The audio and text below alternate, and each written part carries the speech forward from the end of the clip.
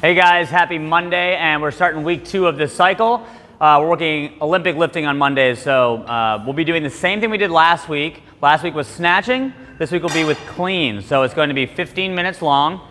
The first 5 minutes we'll do 3 muscle cleans every minute. The second 5 minutes we'll be doing 2 power cleans, and then the final 5 minutes we'll be doing a single heavy clean. Right? So the idea here is we're working on good timing through the pull, really aggressive extension, right? And as the weight gets heavier, we'll have to drop our body further and further under the bar as it gets heavy. So the muscle clean, right? We don't do that often.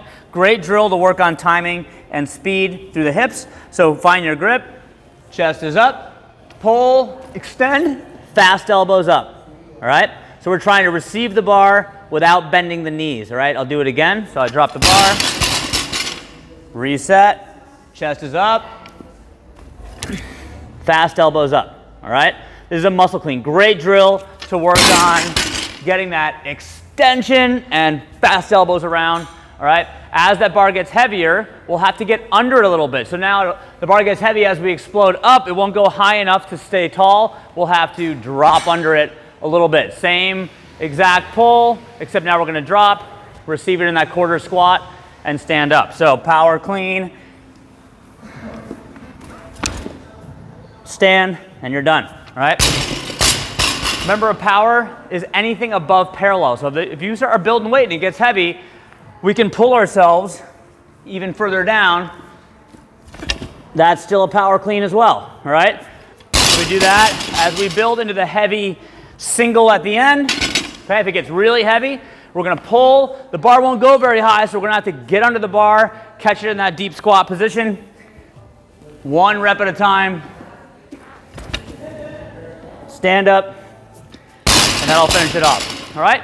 So if you're new to the clean, feel free to do a deadlift and work from the hang position, okay? That is a little less technical, a little easier to learn how to use your hips. So that is our strength. Let's talk about conditioning.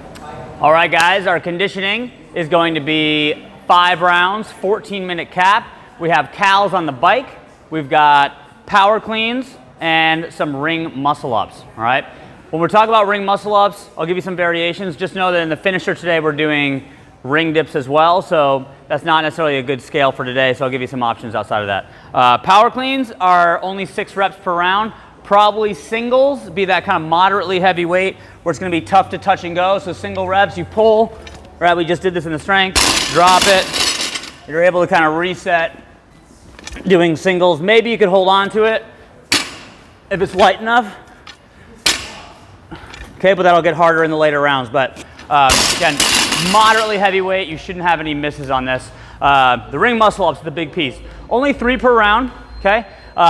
We'll start on the jumping ring muscle up. Okay, so if you have a ring dip, jumping ring muscle ups are great. I'm on the high ring, so part of this is just the mental component of getting up here on the high ring. So I jump, transition, and the dip is all you. So you can jump, catch, lock it out, and come back down, all right? So that's one option, all right? Option number 2 is a jumping bar muscle up, okay? So this is a great way to get started. Remember, you can adjust the height you are relative to the pull-up bar. So the higher you are, the easier it is. Jump, transition, lock out, all right? It's a great way to learn that feeling of transition. But generally speaking, we're looking for something that's moderately challenging here. Working through, you have 5 rounds, so 15 total reps of these to do. You can also do something with a band, so you can do strict pull-ups, strict chest to bar, something like that. Working on something that's challenging for just 3 reps per round. And that other option we like to give, if you have a pull-up without a band, doing a burpee pull-up is a fun scale. So you do a burpee, stand up, jump, chin over. So that's a way you can scale that as well, all right? So that is our conditioning. Let's talk finisher. So our finisher today, guys, is more ring work, that basic strength for our shoulders, pressing, and a little bit of rotational strength. It's gonna be 2 movements. It's gonna be tempo ring dips. So remember how you read those numbers there. It's gonna be 3 seconds to lower, 3-second pause, explode back up, pause for a second at the top. We're gonna do 5 to 8 reps. So whatever you set up should feel really easy for your first rep, because this is really hard. All right, so I'll give you a couple options. Number one, I wanna show you the straight bars. We have one of these at the gym. So in big classes, you might not get to use it every time, but it's great for developing strength compared to the rings, because the rings are not stable, right? So it's really hard to control. So just this stability allows you to just work on that basic pressing strength.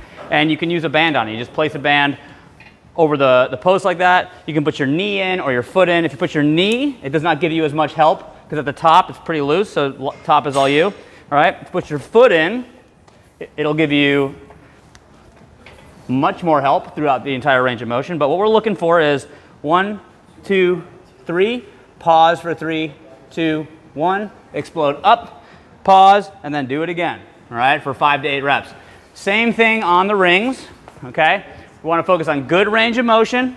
Again, put your knee in, not as much help. Foot gives you more help, okay? You want to get a good lockout at the top. 3, 2, 1, pause with your biceps touching the ring.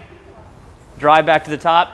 Okay, work for quality, work for range of motion, all right? This should feel pretty good. We have to do 2 to 3 rounds of this, okay? If you don't want to do anything on the bands, of course, you can always use the box. Same exact concept. Try to put your feet out in front of you, slow on the way down, pause, drive back up, all right?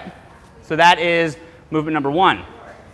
Movement 2 is a skin the cat, right? So I'm going to show you the low ring version, right? Because this is challenging for a lot of people.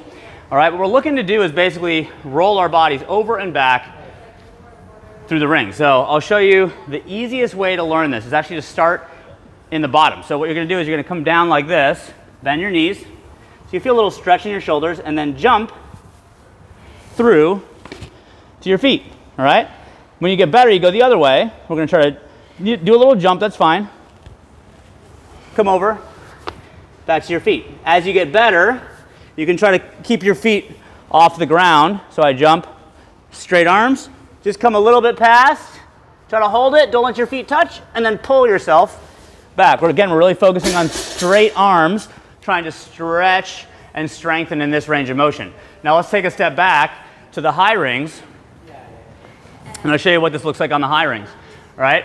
So if you can, pull through, drop the hips as far as you're comfortable. I'm pretty good here. Pull back, okay? So, working straight arms the whole time, right? So if you're not very comfortable, you just go a little bit over. Use a spotter if you need and come back, okay? I'll see how big of a range of motion I can do. All the way down. Extend. Pull back, okay? And again, ask for a spotter if you need. Stay in your comfort zone. But that's our finisher for today, guys. See you tomorrow.